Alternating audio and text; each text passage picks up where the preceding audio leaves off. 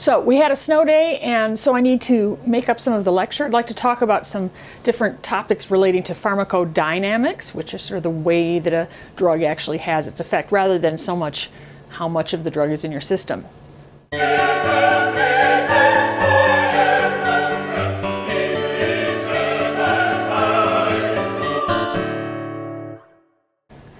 Today I'm going to talk about direct-acting agonists and antagonists and how we know what a particular drug, or we predict what a particular drug is going to do. All right, and I've used my third grade art skills to make us some lovely visual aids, and let's get to it. Now, a receptor is like an enzyme in that a receptor is a protein, and the protein function is determined by its structure. I see a lot of students getting confused about the idea of an enzyme versus a receptor. So let me just review really quickly what an enzyme is. An enzyme is a protein which has an effect on its substrate. Okay, so I always draw enzymes sort of as Pac-Man because I like to think of them, especially the ones that chew things up.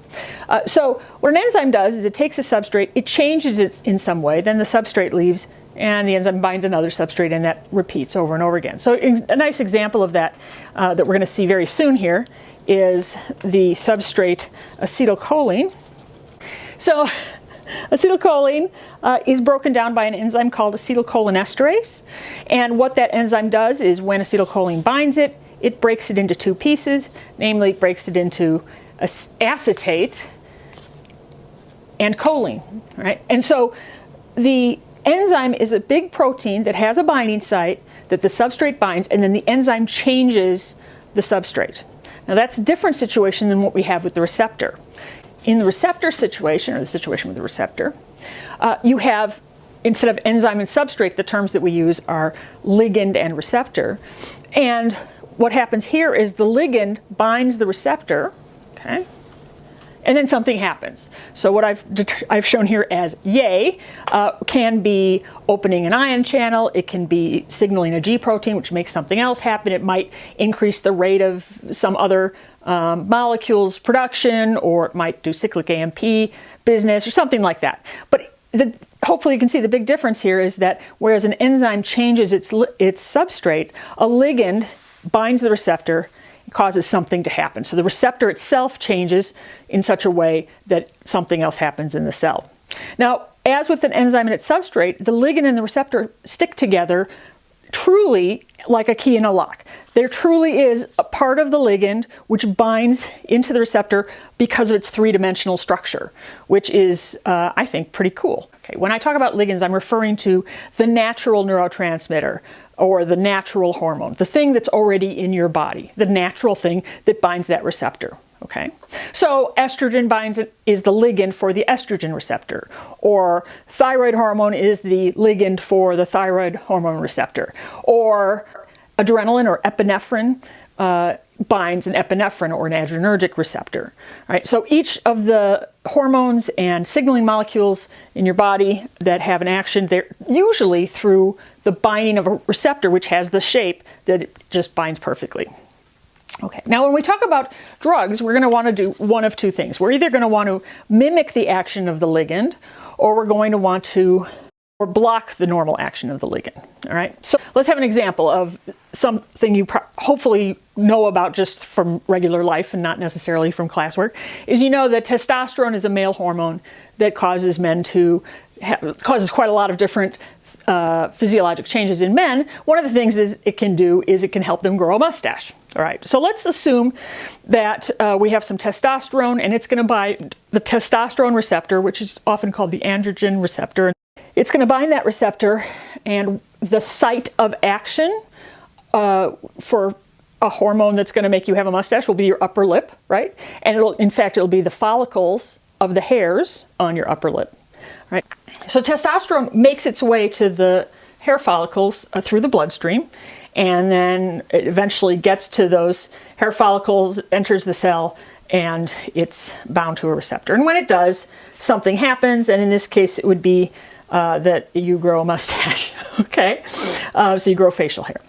All right, so say we want to now invent a drug that will make you grow a mustache. Okay, so Obviously, testosterone has a lot of effects other than growing a mustache, so it would be tough to make a drug that didn't have lots of side effects. But let's just assume that this is a particularly well-developed drug and it only will work on the follicles on your upper lip. Now, the idea of an agonist drug is one that acts like the ligand. Okay, so it has a area. Doesn't matter what the rest of the molecule looks like, but there is one area within that molecule that looks like that area on the ligand that bound the receptor. So that now when we put the agonist into the bloodstream and it comes along to that receptor, when it binds, it also causes a conformational change and makes something happen. In this case, it makes you grow more hair on your upper lip. All right. Now, in a situation where you have both the agonist and the ligand present, and you're always going to have a little bit of the natural ligand present, usually, right? Because most men have testosterone anyway. What that means is that the ligand might bind its receptor, yay, and then it might bounce out again. These things are not generally permanent, right? They bind the receptor, they have their effect, and then they bounce out. So when the ligand is having its effect and occasionally bouncing in and bouncing out, all right, it has a certain level of stimulation of those follicles. Whereas when you put the agonist in as well, now what you've got is the ligand is binding in its usual way, but the agonist is there sort of trying to nudge its way in between ligand binding. So you have way more yays happening you have way more yay happening per second than you did before. Say you have a patient who has a nice full mustache and they don't want to have a mustache for whatever reason. Maybe they're a woman, I don't know, it doesn't matter. And so you want to develop a drug that will keep the normal testosterone or androgen levels in the bloodstream from binding the receptor and causing the stimulation of the growth of the hair on the upper lip.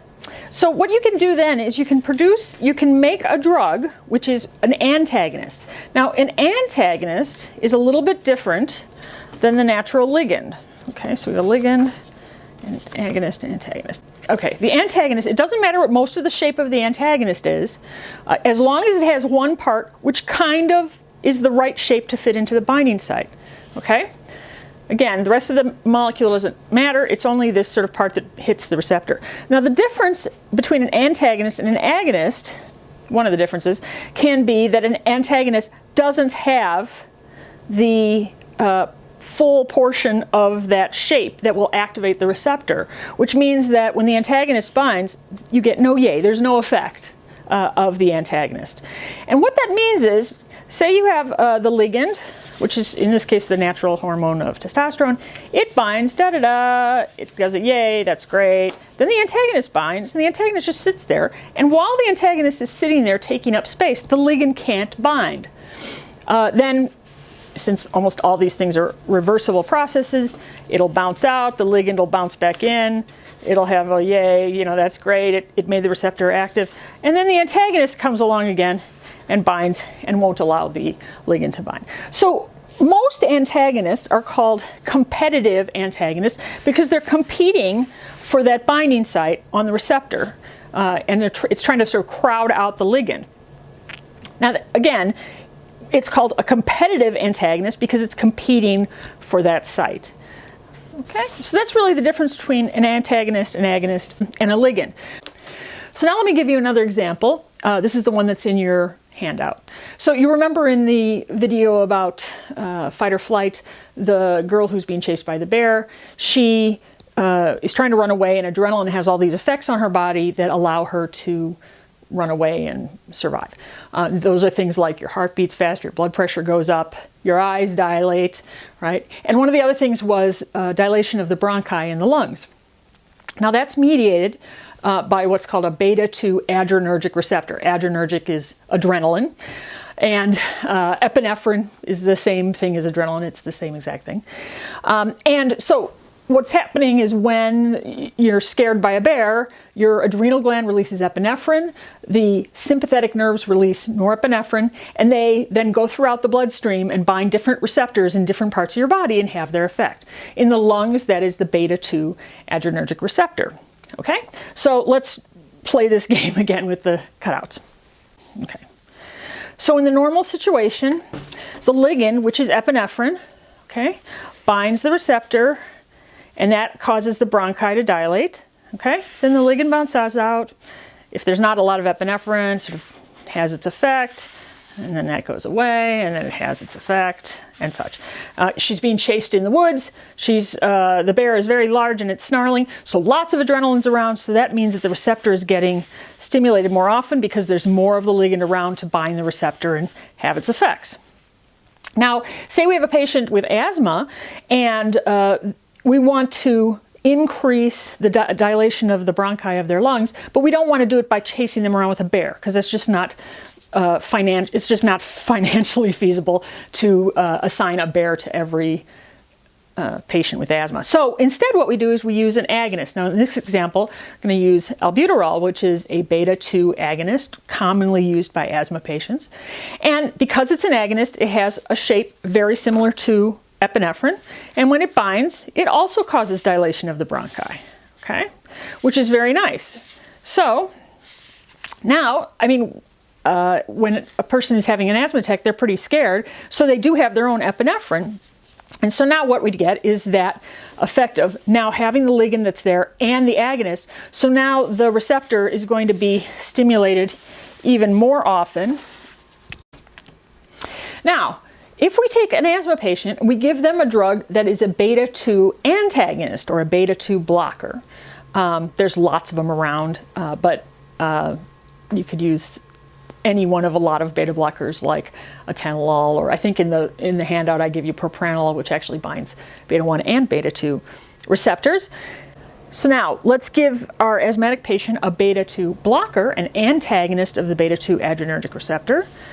And what that means is that while the antagonist is sitting in the receptor is not being stimulated, which means that the bronchi of the lungs are going to be either their normal size, or they might be small, they might be even more narrow because of either asthma or something else that's stimulating the bronchi to constrict. There's all sorts of things like that, and we'll talk about that in the lung lecture.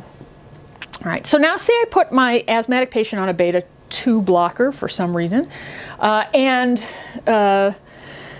she or he has an asthma attack. Well, now what's going to happen is the normal ligand's going to want to try to get in there so that the bronchi can open up, but the antagonist is sitting there blocking the effect of the normal ligand. Now, again, the antagonist bounces in and out, so every now and then it'll bounce out enough that a ligand can get in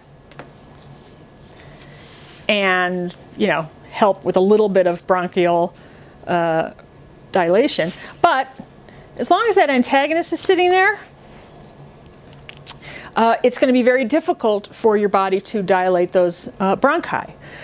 So again, that's the example I gave you in the handout, and this works for anything. You know, any kind of neurotransmitter or hormone or chemical messenger. If you make an agonist, it's going to mimic the natural ligand. If you make an antagonist, it's going to block the natural ligand. So pretty much all drugs that are direct acting drugs, in other words, they work through the receptor, that's what direct acting means. If it's a direct acting drug, then it can only mimic the ligand or block the ligand. And that's also why you won't ever get a drug developed that causes people to have a propeller grow out of their head and then it spins around and they can fly around like a helicopter, because there's no normal genes for that. There's no receptors in the body that allow you to grow a giant propeller out of your head. And so you can't do that with any of the drugs available today, because you can only mimic or block the natural action. So this is an example of reversible direct-acting drugs, agonists and antagonists, that bind the receptor for a short time and either mimic the natural ligand or block the natural ligand. And these are all reversible drugs. In other words, they don't change the receptor in some way that it can't work anymore. It's just a question of interacting with that same binding site. Okay?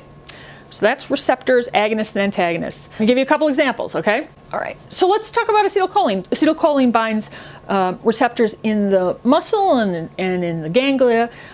In the autonomic nervous system, acetylcholine binds muscarinic receptors. So for example, in the heart, you have the vagus nerve, which releases acetylcholine and causes the heart rate to go down. So if acetylcholine makes your heart rate go down, what would an acetylcholine agonist do? Will it make your heart rate go up or down? That's right, it will help your heart rate go down because it's going to act the same way as acetylcholine.